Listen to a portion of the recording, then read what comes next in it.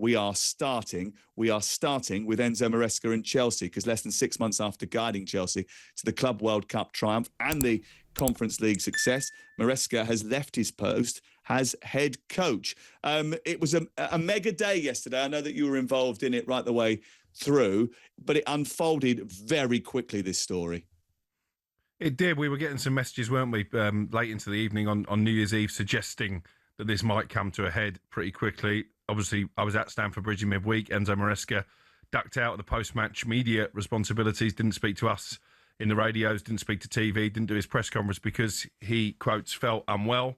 I think we all saw through that, and it was the last sort of fit of peak from a manager who knew his days were numbered. They spent the late hours of New Year's Eve negotiating a payoff, and obviously we got the statement around about 12:15 yesterday that the club had decided to part company with Maresca. Now, did he quit? Was he sacked? Is it, as some people are saying, a mutual agreement? Has he walked away from a payoff? Well, the truth will probably come out somewhere down the line, but I think ever since he made those comments in the wake of that 2-0 win over Everton, suggesting he'd had his worst 48 hours in management, the writing has been on the wall. And as you say, the big question now is, what do Chelsea do next? Liam Rosenior seems to be the answer. I know that's a line that you've been putting out on talkSPORT for a few weeks now, that he would be the heir apparent. It's a big step up, isn't it, from sort of 7th place in Ligue 1 in France, still relatively inexperienced at the top level of management, to go and take on a juggernaut like Chelsea. But I think that's if you're comparing it to the old Chelsea, the Chelsea under Roman Abramovich, that would sign the best in class, not just in terms of players, but managers as well. This is a new Chelsea, because Enzo Maresca was relatively inexperienced at the top level when they plucked him from Leicester. So they're not going for the ready-made managers, the serial winners. They are going for managers like their playing squad that they can develop and almost learn on the job. Yeah, I wonder what the fan base think about that. 03717223344. Yeah, it's not just the last few weeks. We've been doing it for the last few months, suggesting that Liam Rosenior was the heir apparent to the job at Chelsea. Very well thought of. Works in the Blue Coast system at Strasbourg. Yes, they're 7th in Liga, but they took a manager who was the winner of the championship at the end of the season before last. They clearly want someone who can manage up, and Liam Rosenior has already shown that he can do that in the current system at Strasbourg. Let's just take you through what happened with Chelsea. They parted company with Maresca yesterday. He was sacked, he resigned, or it was by mutual consent, depending on which briefing that you believe. And boy, have there been some briefings. Maresca wants you to believe that he was restricted in his team selection, although I've been told by sources close to a senior player that he was left out of the team and disappointed to be so, despite the fact that he was 100% fit and hadn't played for a week going into the Villa game. He will tell you that he was pushed into giving minutes to players to inflate their value. Chelsea will tell you he risked getting players re-injured by playing them for too long and ignoring the medical department. He told us in press conferences and interviews that links with Juventus and City were nonsense and he knew nothing about them. But it's since emerged that he told the club that he'd had talks with both. Around the same time, he had a Graham Potter-style glow-up and started to smile a little bit more often and changed agents to George Mendes. He then said about the 48 hours after the Atlanta game being the worst since he'd been at Chelsea. He did that after Chelsea had beaten Everton, which was baffling for everybody and just certainly baffled the hierarchy. He then went on a run of 1 win in 7 games and on Tuesday refused to do his media duties. Some inside and outside the club thought he was going against the hierarchy in order to get the sack. His people will tell you that he could no longer tolerate working in the circumstances. But the situation is pretty clear. Chelsea start 2026 without a coach. They're looking for their 5th permanent boss, inadvertent comments, permanent boss. And neither the club or Maresca looked brilliant coming out of it, I don't think. The most astounding line of the briefings yesterday came from Chelsea when they said that Enzo Maresca had a lack of mental fortitude and emotional maturity to do the job. That is quite some damning statement, isn't it? Yeah, although I think you've probably used similar words to describe the Chelsea team. Certainly you've labelled them naive, and I think actually the manager with his comments and his conduct has shown a bit of naivety. But you know what? I make you dead right. I was travelling in on the train this morning thinking, how are we going to dress up this conversation. I don't think Maresca has come out of it very well because of what he said in that post-Everton press conference, but I don't think the club have come out of it very well either. And you have to go back to Mauricio Pochettino.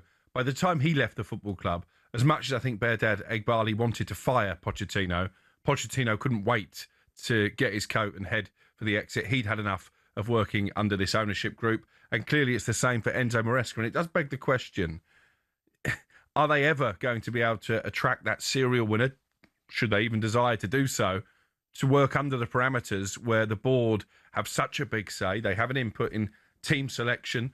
They're telling Enzo Maresca, according to his camp, that he needs to rotate players more because they've got a big squad. And obviously the whole idea of the model is to buy players for cheap and sell them on for profit. That's the type of model that clubs like Brentford and Southampton have adopted in the past. I was just one like Chelsea should be prioritising success and silverware over balancing the books. And then you've got the ridiculous situation where 6 or 7 members of the hierarchy, the 2 sporting directors, Eghbali, whenever he's there, march into the dressing room after every game, win, lose or draw. Now, a lot of managers, a lot more experienced managers, I think would tell them in no uncertain terms, this is an inner sanctum for players and coaches only. I'll come up and see you in the boardroom once I finish dealing with my players.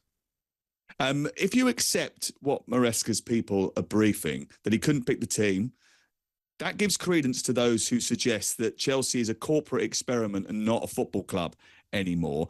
And I wonder whether or not the departure of Maresca actually confirms that the Clear Lake Capital project is fundamentally disconnected from the realities of elite football management, because no manager of elite value is going to work in a structure where he cannot hire the players or have complete autonomy to pick the players. I mean, that is not football, is it? I mean, let's be completely honest with you. You can't compete in the Premier League and the Champions League where you can't bring in the players that you want and you can't pick the players that you want if the scenario is as Maresca's people dress it up. Is that sustainable? Because the whole scenario and briefings on both sides suggest that Chelsea have ceased to function as a traditional sporting entity, really, and is operating really more like an asset management firm where the head coach is basically a middle manager who's got only limited ability to make decisions. And if that's the case, how do the fan base feel about that? We did a podcast yesterday, an emergency podcast, Premier League All Access, which you can get on the talkSPORT app or wherever you get your podcast. And I said, is it becoming just a soulless entity here?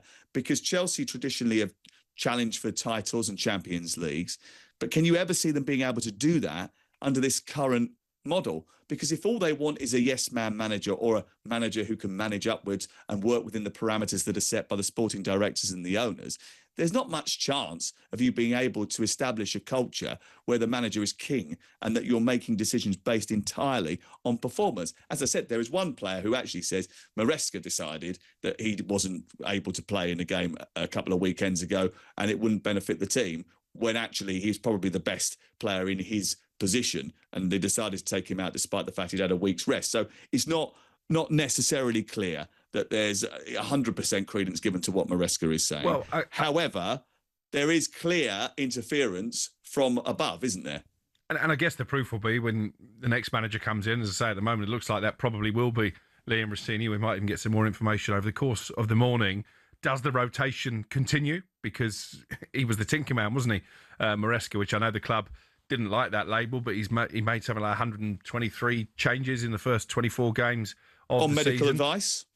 If that continues when the new man comes in, then you have to assume that actually Maresca is telling us the truth, and it was under instruction from above that he made so many changes. And let me take you back to the first day of last season, Sam. You and I were at Stamford Bridge, and we got the bombshell news, didn't we, that Raheem Sterling was not part of the match day squad for the opening day against Manchester City. Now, if you speak to sources close to Raheem Sterling, they will tell you that throughout that summer transfer window, when Sterling was training well, was very much part of the furniture. He was actually used to promote an advertising campaign, I think, on that very game day.